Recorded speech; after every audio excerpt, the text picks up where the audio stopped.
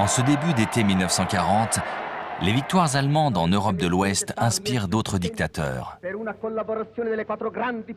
En Italie, Benito Mussolini rêve de partir à la conquête d'un continent, l'Afrique.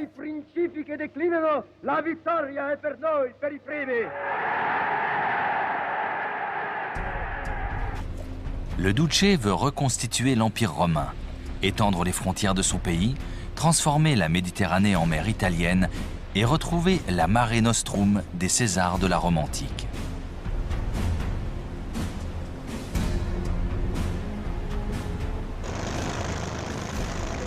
Mais son rêve mégalomane va se transformer en cauchemar. Un désastre qui finira par la mort du dictateur et dont les conséquences affaibliront considérablement son principal allié, Adolf Hitler.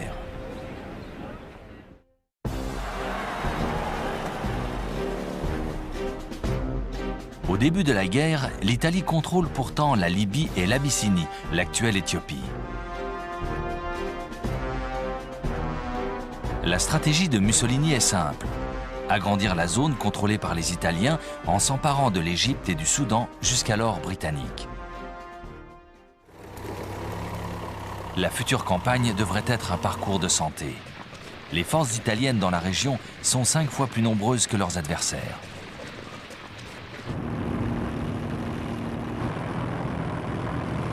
En septembre 1940, Mussolini lance l'offensive en Égypte. Ses troupes s'emparent du petit port de Sidi Barrani.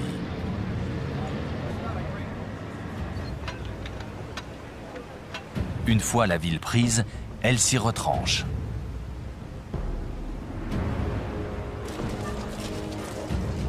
Mais les Britanniques réagissent. Ils concentrent leurs forces pour tenter une contre-attaque. Le 6 décembre 1940, ils traversent le désert.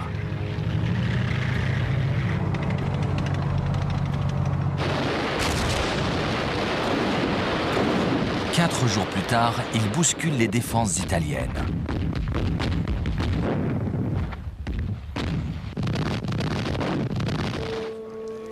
Près de 40 000 Italiens sont faits prisonniers.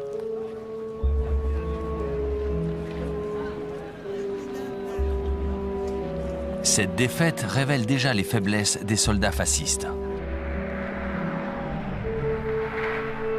Les vaincus battent en retraite vers la frontière libyenne.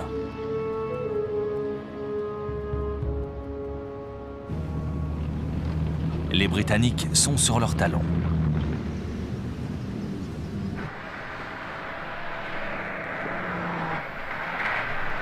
En moins d'un mois, les hommes du major général Richard O'Connor s'enfoncent en Libye sur près de 900 km.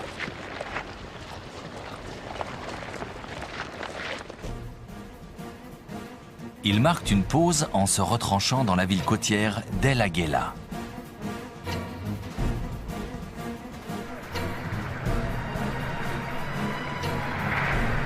La moitié de la Libye italienne est tombée. 100 000 soldats ont été faits prisonniers.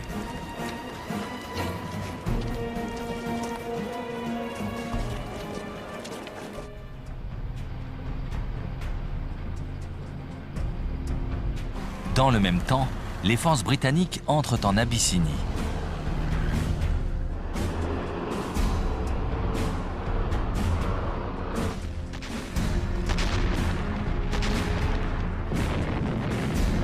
Les combats vont durer près d'1 an. Le terrain accidenté gêne considérablement les communications et les transports. Mais à la fin, les Italiens se rendent comme partout ailleurs.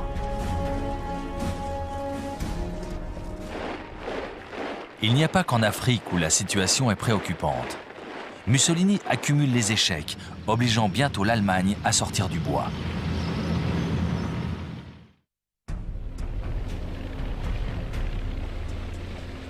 Deux ans auparavant, en avril 1939, conformément à ses plans de conquête, Mussolini avait ordonné l'invasion de l'Albanie. L'année suivante, il exigeait que la Grèce devienne une colonie italienne. Devant le refus des Grecs, il lançait une nouvelle invasion.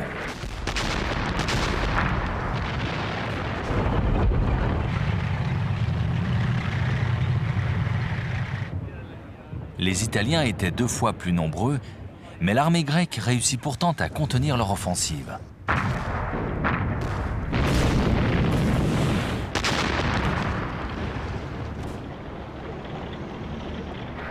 Pire encore, au début du mois de mars 1941, non seulement les troupes italiennes étaient repoussées du territoire grec, mais elles étaient aussi quasiment rejetées d'Albanie.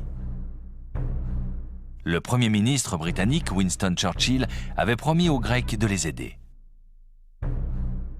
Mais les forces du Royaume-Uni étaient alors engagées sur tous les fronts.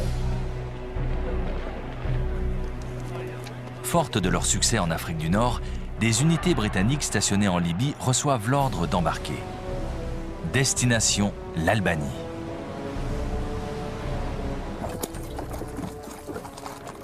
Les troupes de Mussolini sont bousculées dans les Balkans. Les Italiens lâchent prise partout.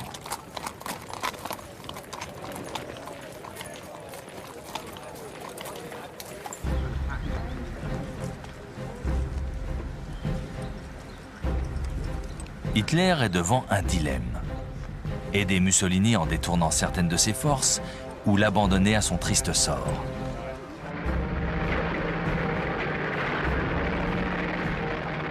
Il choisit d'intervenir.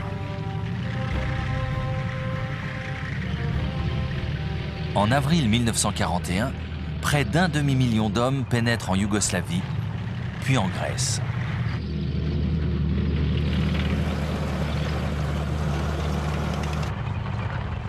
Alerté par les échecs de Mussolini, Hitler doit reprendre la main dans les Balkans, mais ce choix tactique demeure très risqué. D'abord, tout se passe parfaitement.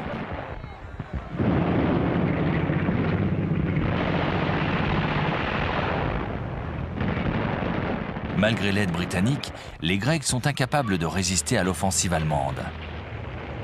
À la fin du mois d'avril, les forces de l'Axe s'emparent finalement d'Athènes.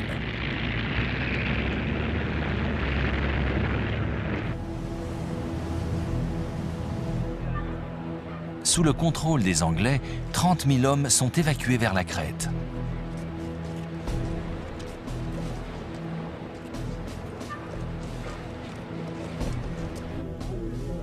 Mais Hitler décide de les en chasser.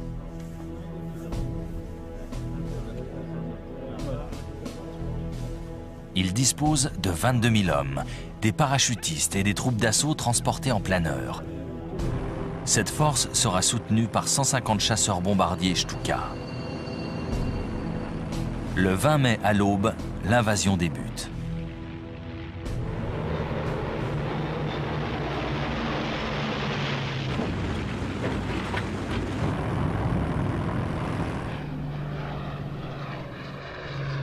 Les attaques se concentrent d'abord sur les principaux terrains d'aviation.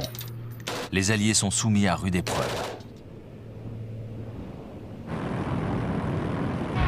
Les raids aériens se succèdent. Les bombes pleuvent.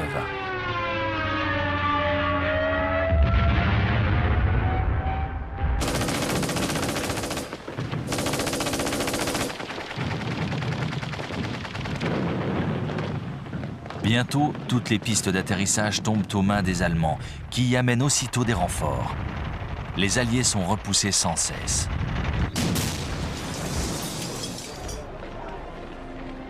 Deux semaines après le début de l'offensive, tout est fini.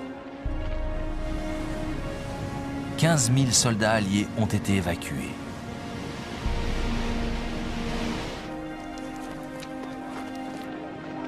Mais près de 18 000 sont restés dans la nasse.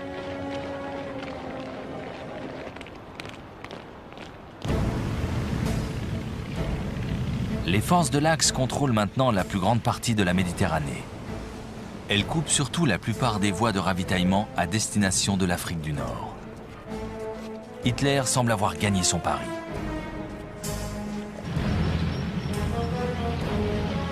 Désormais, il est en position idéale pour mettre un terme à la présence britannique en Méditerranée.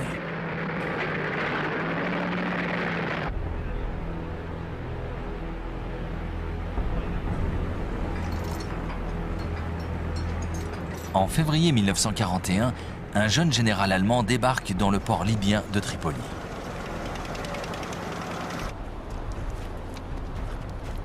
Erwin Rommel est l'un des éléments prometteurs de l'armée allemande. Hitler lui a confié la mission de secourir l'allié italien et de conquérir toute l'Afrique du Nord.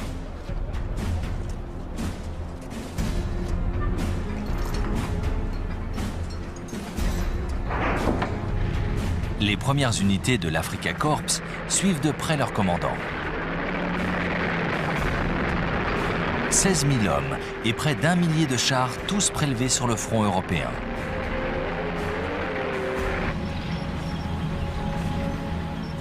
Les forces de l'Axe sont supérieures en nombre, d'autant que leurs adversaires ont été décimés lors des opérations grecques et crétoises.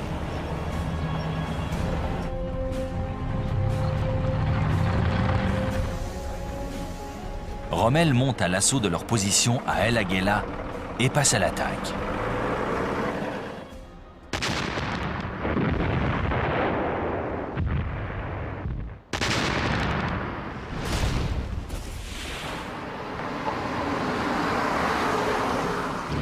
Lorsque les Britanniques se replient, l'Afrika Korps les pourchasse. En quelques semaines, les Alliés sont refoulés jusqu'à la frontière égyptienne.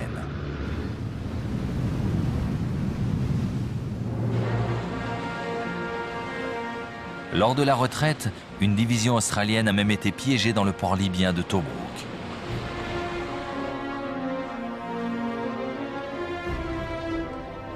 Le commandant britannique, Sir Archibald Wavell, tente par 2 fois de rompre l'encerclement.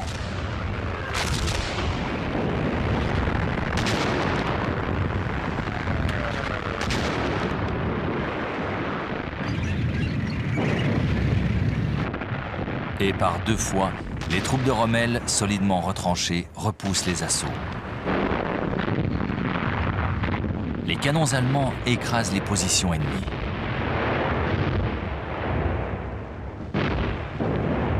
Les batteries antiaériennes de 88 mm utilisées contre les tanks font des ravages dans les rangs alliés.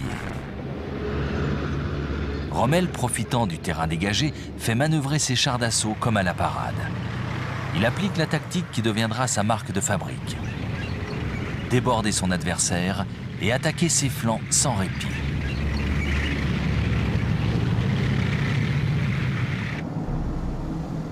Ses talents de stratège lui vaudront un surnom, le renard du désert. Pour Sir Wavell, c'en est trop. Épuisé, il est remplacé par le général Claude Auchinleck. Celui-ci veut rompre l'encerclement de Tobrouk. Mais il refuse catégoriquement de tenter l'aventure sans renfort préalable.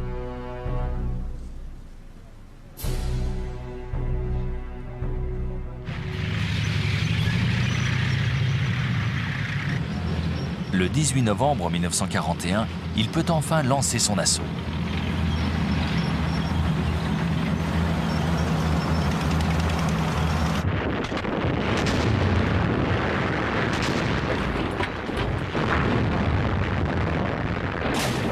L'opération Crusader, croisade, débute par un long combat de blindés.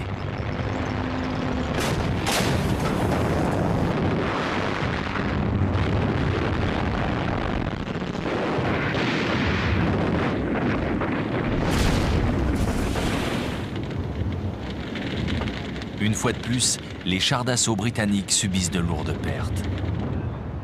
Malgré ces dégâts, l'infanterie poursuit sa progression.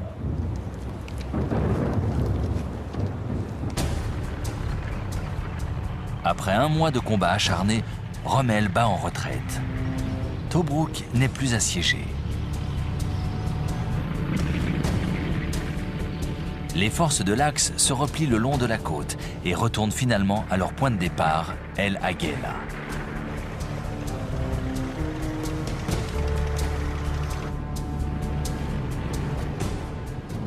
Auchinleck est persuadé que pour l'instant, Rommel n'a aucune marge de manœuvre.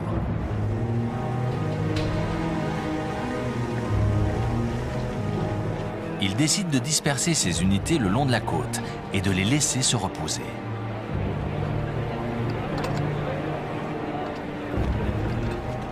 Il a tort.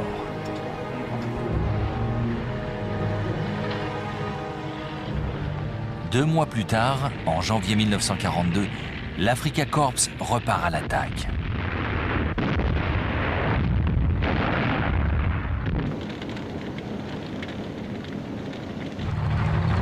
Il repousse les forces britanniques prises au dépourvu.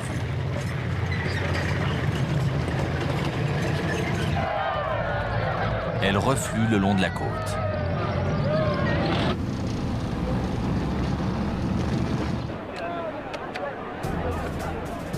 Les Alliés se réfugient derrière une nouvelle ligne de défense à l'ouest de Tobrouk.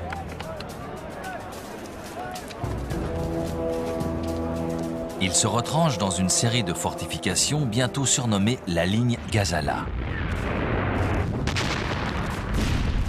Rommel décide de s'en emparer au mois de mai 1942.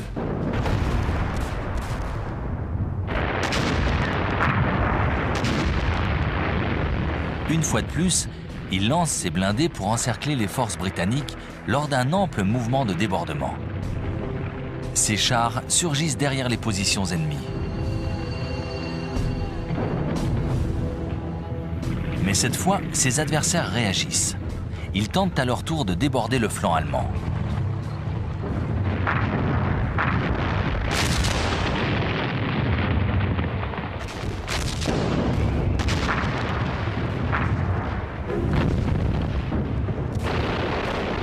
Pendant 3 semaines, chacune des deux armées va tenter de bloquer les manœuvres de sa rivale.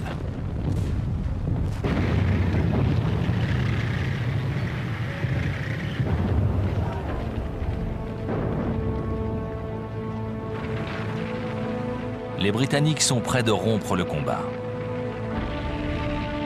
Finalement, les Allemands submergent leur position. Rommel a la victoire à portée de main.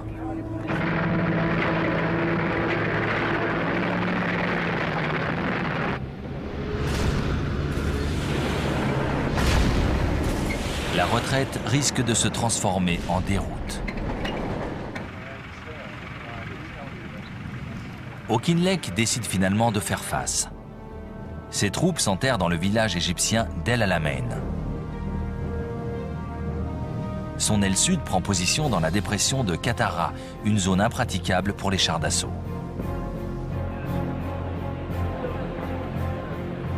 Le 1er juillet 1942, Rommel passe à l'attaque.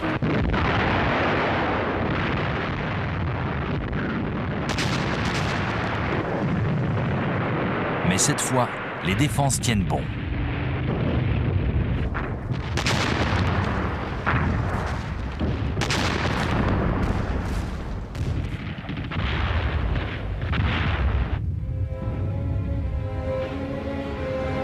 Rommel a dangereusement étendu ses lignes d'approvisionnement. Ses équipages manquent d'essence. Il décide de décrocher.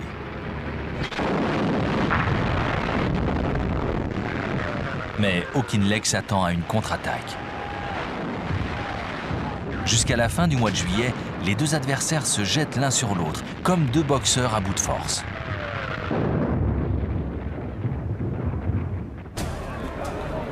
Churchill est furieux.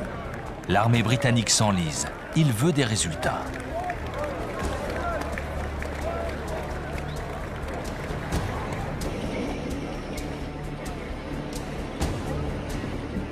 Pour lui, l'heure est venue de relever Auchinleck de ses fonctions. Ce ne sont pas moins de 2 généraux qui sont nommés pour le remplacer. À l'Est, le commandant en chef, le général Harold Alexander. Et pour diriger la 8e armée, un officier dont le nom va rentrer dans l'histoire, Bernard Montgomery. Les Alliés et les forces de l'Axe se sont écharpés pendant des mois. Mais aucun n'est sorti vainqueur et personne ne peut dire qui remportera la partie. Pour vaincre, les Britanniques n'ont qu'une solution: couper définitivement les voies d'approvisionnement allemandes.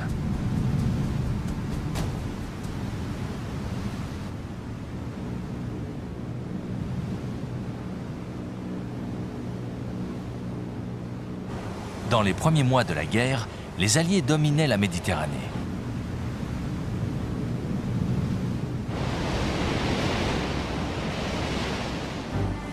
Les convois pétroliers provenant du Moyen-Orient la traversaient sans encombre. Les routes maritimes vers l'Inde et l'Asie étaient ouvertes.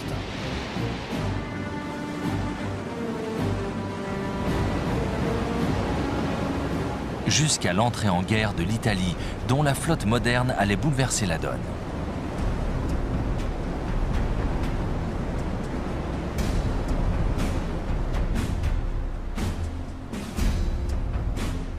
La stratégie italienne est simple. Harceler l'île de Malte, pivot central du dispositif britannique dans la région. C'est là que les sous-marins et les avions opérant à l'est viennent faire le plein de carburant. L'île est le port d'attache des bateaux de la Royal Navy qui attaquent sans relâche les convois italiens et allemands à destination de l'Afrique du Nord. Durant l'été 1940, Mussolini décide de la faire bombarder.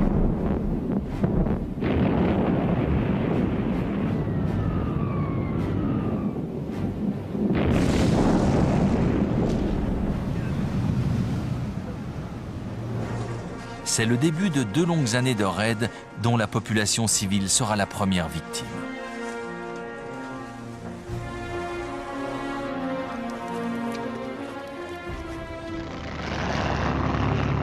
Les Britanniques sont d'abord totalement désemparés.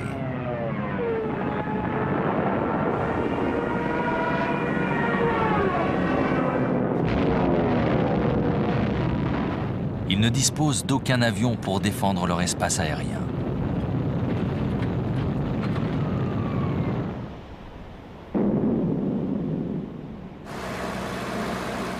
C'est presque par hasard que 4 biplans sont récupérés dans un état pitoyable.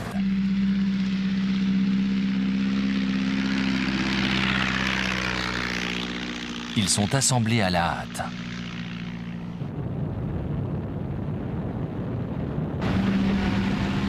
Et opposent finalement une farouche résistance. Pendant 3 semaines, durant cet été 1940, le sort de Malte ne tient qu'à un fil.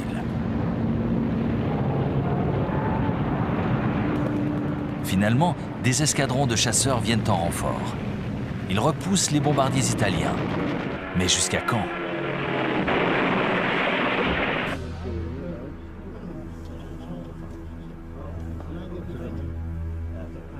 S'ils veulent vraiment garder l'avantage dans la région, les Britanniques doivent intervenir.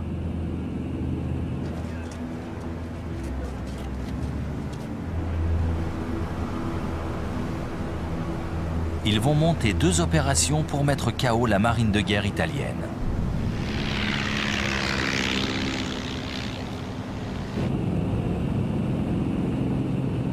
Dans l'après-midi du 11 novembre, 21 bombardiers torpédos décollent d'un porte-avions.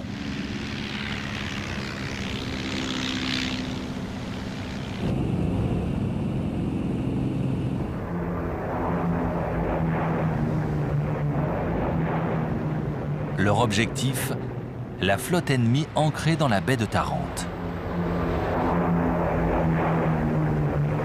Les Italiens ne les attendent pas.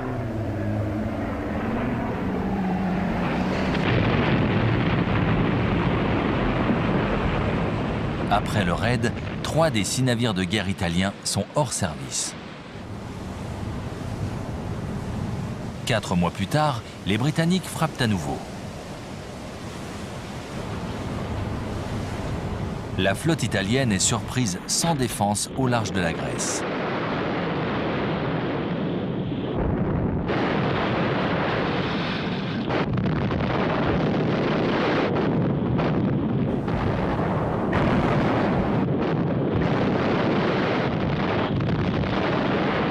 Un 4e bâtiment est gravement endommagé.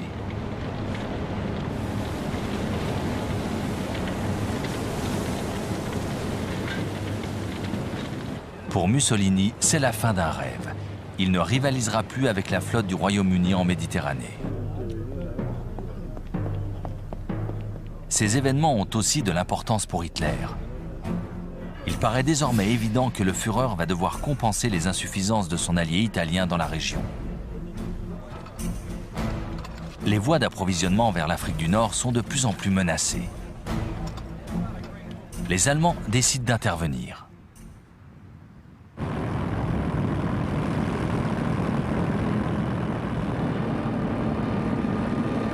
Au début de l'année 1941, la Luftwaffe ravage Malte.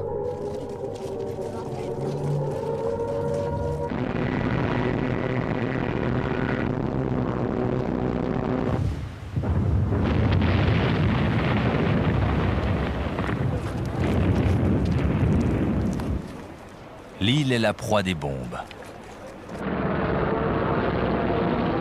Les raids se succèdent, mois après mois.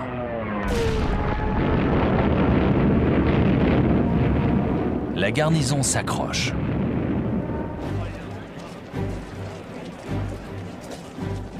À l'automne 1941, durant une accalmie, elle parvient même à accroître le nombre des attaques contre les convois de ravitaillement ennemis en route vers l'Afrique.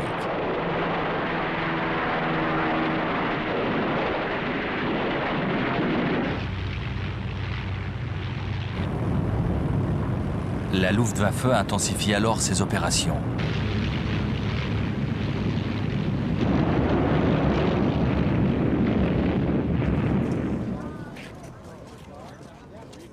Mais malgré cette fureur destructrice, la population tient bon.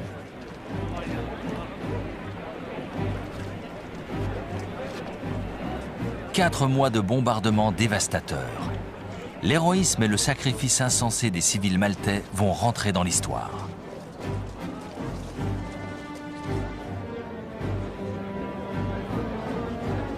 Au mois d'avril 1942, l'île est décorée de la plus haute distinction britannique pour son courage, la Croix de Saint-Georges.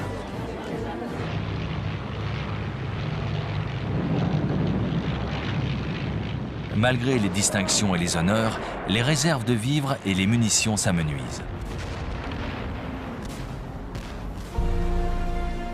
À la mi-juin, plusieurs convois quittent Gibraltar et l'Égypte pour ravitailler l'île.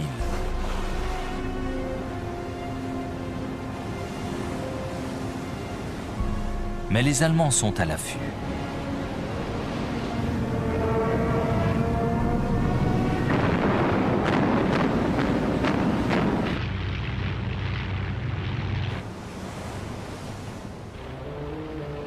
Seuls 2 des 17 bateaux parviennent à bon port. La situation devient dramatique. Une action d'envergure doit absolument être entreprise. Ce sera l'opération Pédestal, le plus gros convoi jamais expédié vers Malte. Au mois d'août, 14 navires marchands quittent Gibraltar. Plusieurs bâtiments de guerre les escortent.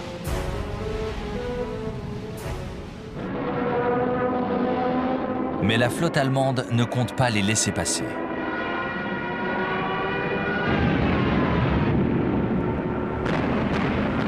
Pendant 3 jours, la bataille fait rage. Les sous-marins et les avions de l'Axe n'ont qu'une seule mission, couler leurs adversaires, empêcher la livraison des précieuses denrées.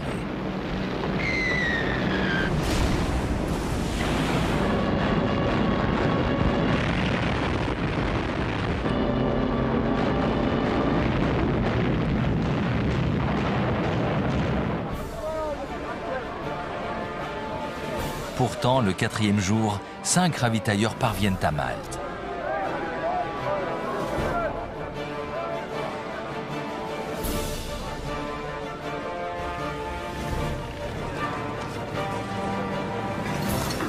Le peu qu'ils transportent suffit à approvisionner l'île.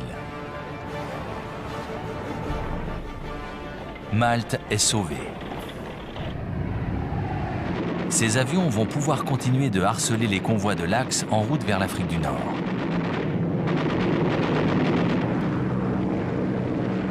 Un avantage stratégique qui va s'avérer crucial dans les mois suivants.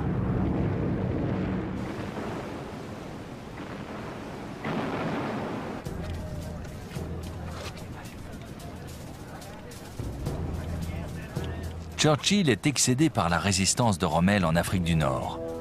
Les généraux Alexander et Montgomery doivent anéantir l'Africa Corps.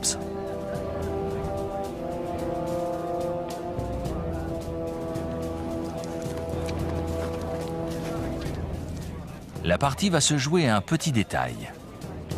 Les services de renseignement britanniques ont décrypté les codes de l'armée allemande. Ils savent où et quand l'ennemi va attaquer.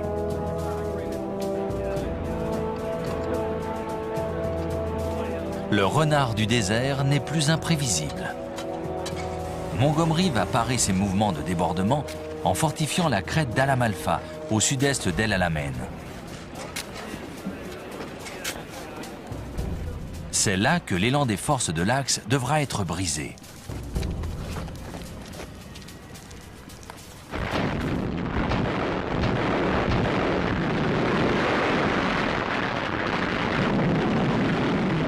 La bataille va durer 3 jours.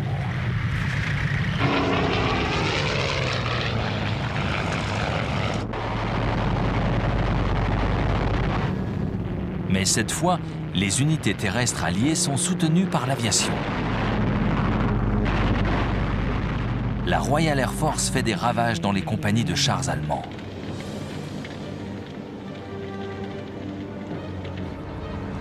Rommel est contraint d'abandonner.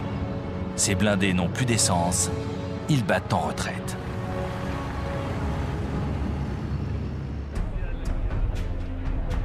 C'est au tour de ses troupes de s'enterrer. Rommel établit une ligne de défense entre l'impénétrable mer de sable et la côte méditerranéenne.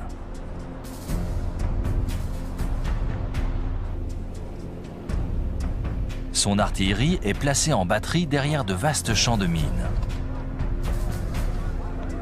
Les divisions de Panzer restent en réserve, prêtes à neutraliser rapidement une éventuelle percée. Montgomery n'ignore pas la solidité de ce formidable rempart. Il sait aussi qu'il ne pourra jamais le contourner.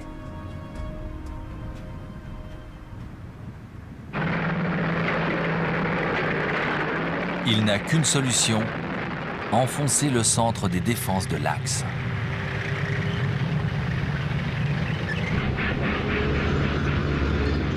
Il dispose désormais de matériel livré par les États-Unis, dont les chars Lee et Sherman armés d'un canon de 75 mm.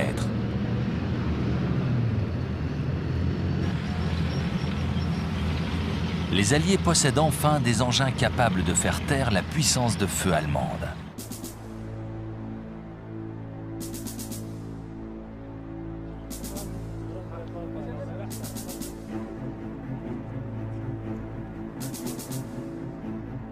Dans la soirée du 23 octobre 1942, les Britanniques déclenchent un feu d'enfer sur les positions de Rommel.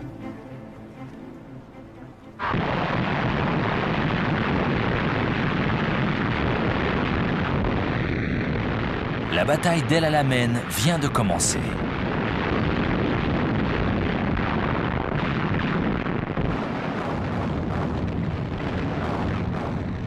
Profitant du bombardement, les sapeurs alliés ouvrent des passages dans les champs de mines.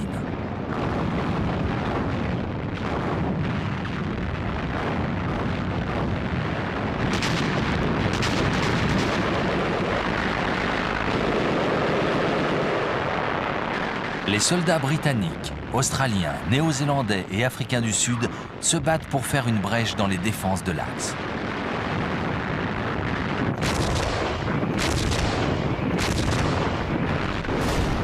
L'artillerie allemande fait des ravages dans leurs rangs. Dans les deux camps, les pertes sont sévères.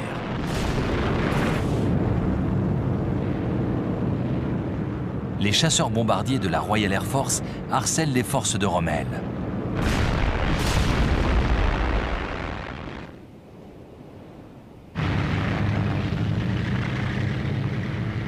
Finalement, après 10 jours de lutte, les Alliés brisent toute résistance. Le jour suivant, Rommel se retire.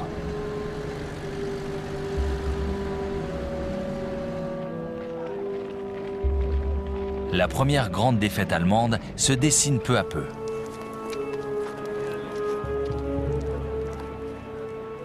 Churchill ne cache pas une certaine satisfaction. Ah, this is not the end. It is not even the beginning of the end. But it is perhaps the end of the beginning.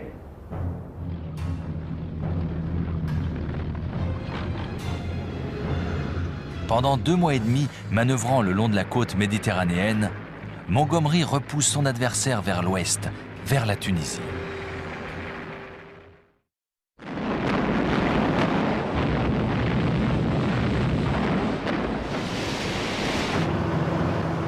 Dans le même temps, la première armée anglo-américaine a débarqué à 1500 km de là.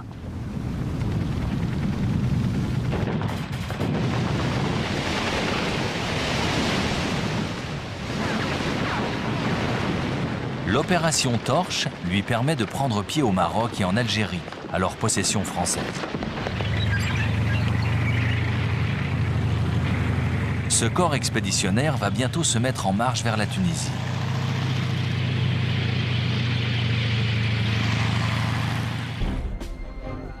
Rommel risque désormais d'être menacé sur ses arrières.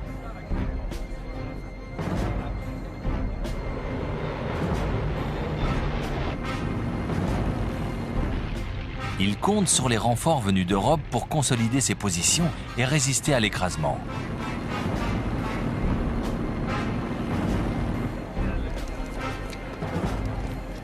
Au mois de février 1943, l'arrivée de troupes fraîches lui permet de respirer. Il bâtit une ligne de défense longue de 150 km au cœur de la Tunisie.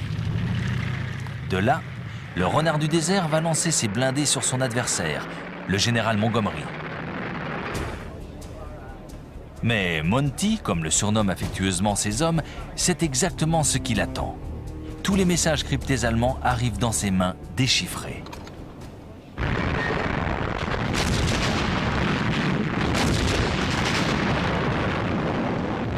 L'artillerie britannique démantèle l'offensive.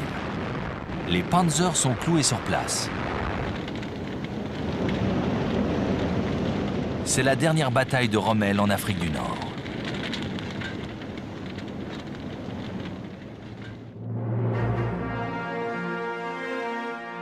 Il retourne à Berlin pour tenter de convaincre Hitler. Il faut abandonner l'Afrique du Nord. Le Führer refuse catégoriquement.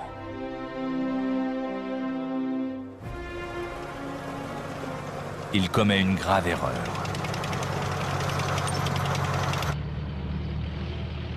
La 8e armée remonte du sud à marche forcée. La première armée arrive de l'ouest.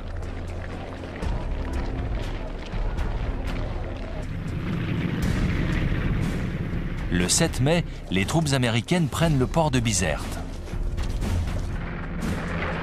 La 7e division blindée britannique, les fameux rats du désert, a pénétré dans Tunis.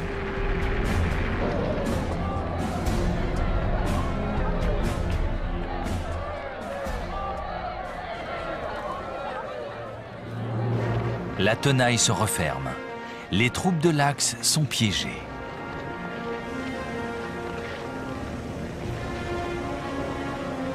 Cinq jours plus tard, 250 000 Allemands et Italiens se rendent sans condition. Hitler vient de perdre 2 fois plus d'hommes qu'à Stalingrad 4 mois plus tôt. Le désastre est consommé.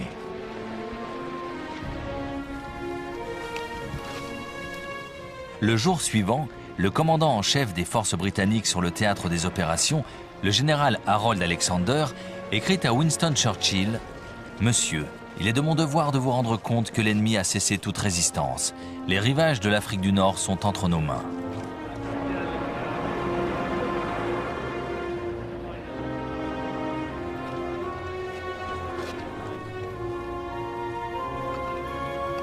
Les rêves de conquête mussoliniens viennent de coûter très cher à l'Allemagne.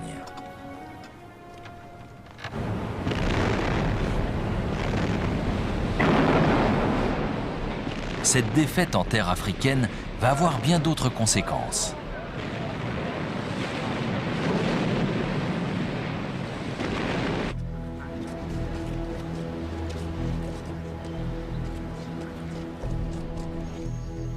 En janvier 1943, lors de la conférence de Casablanca au Maroc, Churchill et Roosevelt s'étaient mis d'accord pour ouvrir un nouveau front en Europe.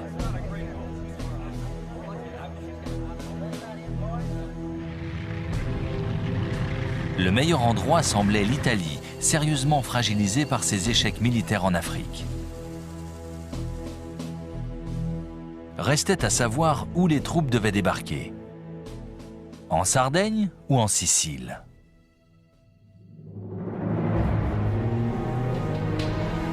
Les Alliés choisissent la Sicile.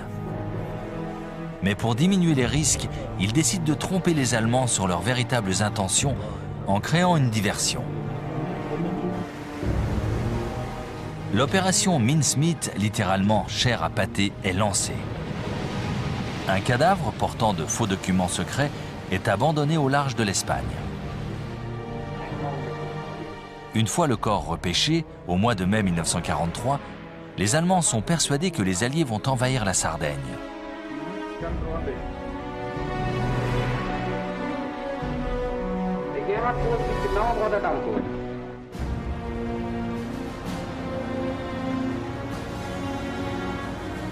Les messages décryptés par les services de renseignement britanniques sont formels.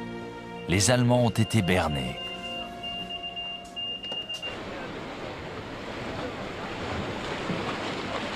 Six semaines plus tard, la 8e armée du général Montgomery débarque dans le sud-est de la Sicile.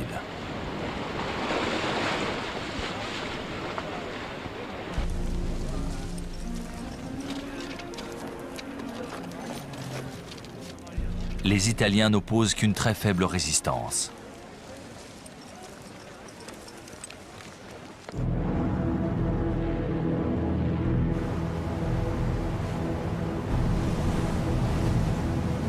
La 7e armée américaine débarque plus à l'ouest, dans le golfe de Gela.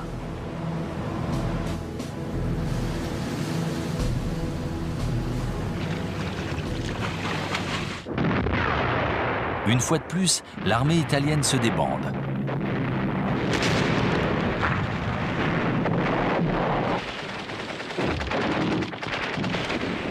Ce désastre retourne définitivement l'opinion publique.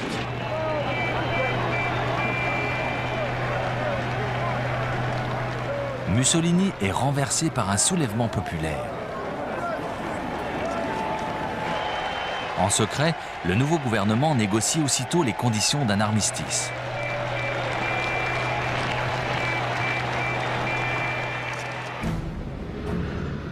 Pour Adolf Hitler, le cauchemar continue. Il est désormais obligé de puiser dans ses maigres ressources pour tenir le front méridional.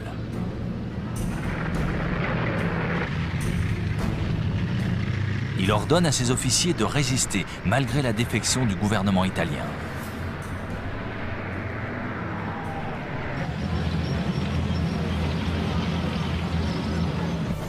En 5 semaines, les Allemands sont expulsés de Sicile.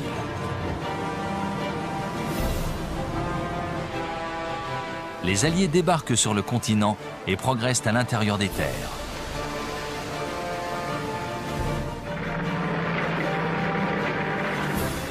Les troupes américaines font mouvement par l'ouest.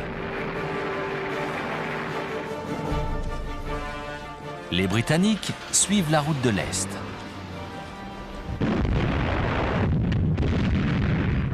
Les Allemands se défendent comme de beaux diables.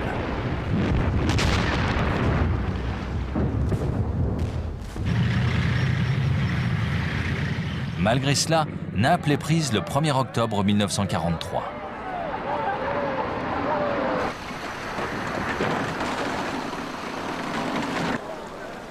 Mais les Alliés sont bientôt ralentis. Les combats de l'arrière-garde nazie et les pluies automnales ont raison de leur élan.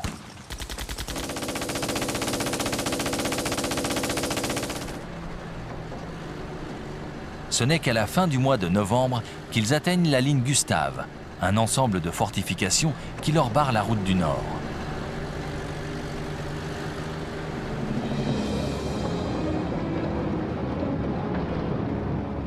Les forces britanniques ont pour mission de briser l'extrémité orientale de cette défense. Mais les intempéries hivernales les obligent à arrêter leur offensive. Les Américains tentent néanmoins de déborder l'obstacle en empruntant la voie maritime.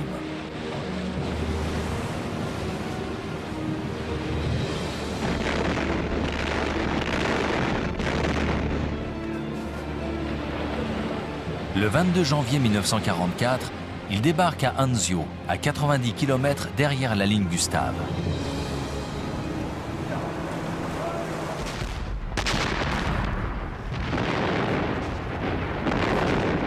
Mais les canons allemands sont là. Les premières vagues de soldats sont clouées sur les plages.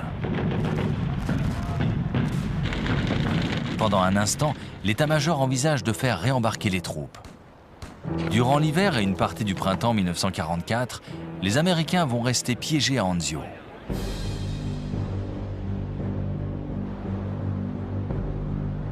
Pour s'emparer de la ligne Gustave, accrochée aux pentes des Apennins, les Alliés décident de faire tomber un élément essentiel du dispositif de défense, le monastère du Mont Cassin.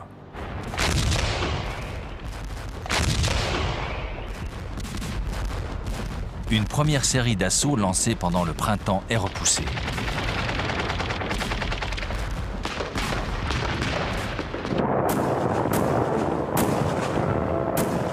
Chaque tentative semble vouée à l'échec. Les Alliés décident de bombarder le monastère.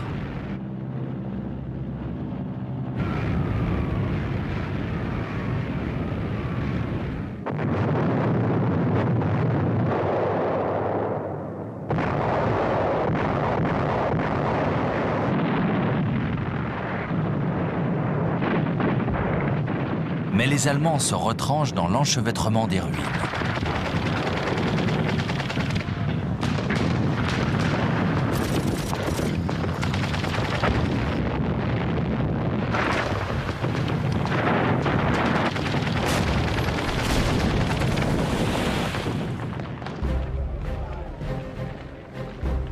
À la fin du printemps 1944, les lignes allemandes cèdent.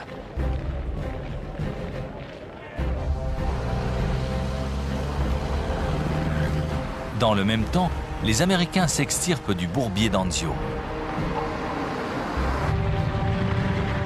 Les forces alliées convergent rapidement sur Rome.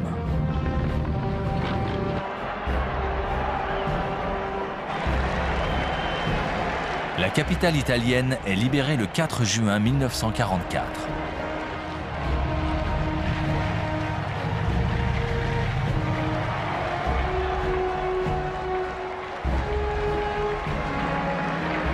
Pour Hitler, c'est un nouveau revers.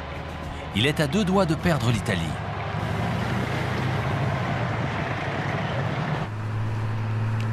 D'autant que ses adversaires poursuivent leur remontée vers le nord.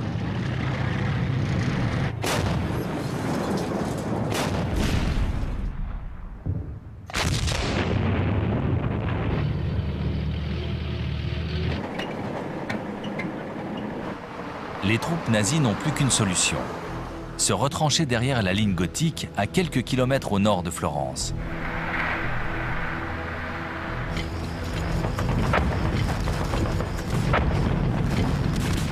Les intempéries contraignent bientôt les Alliés à arrêter leur progression.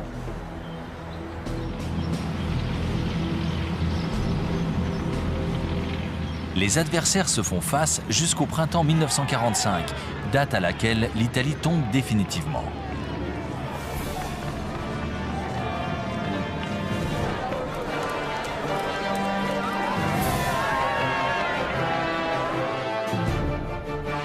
Au mois d'avril, le pays en finit avec la dictature. Le 25, Mussolini est capturé alors qu'il tente de quitter le pays.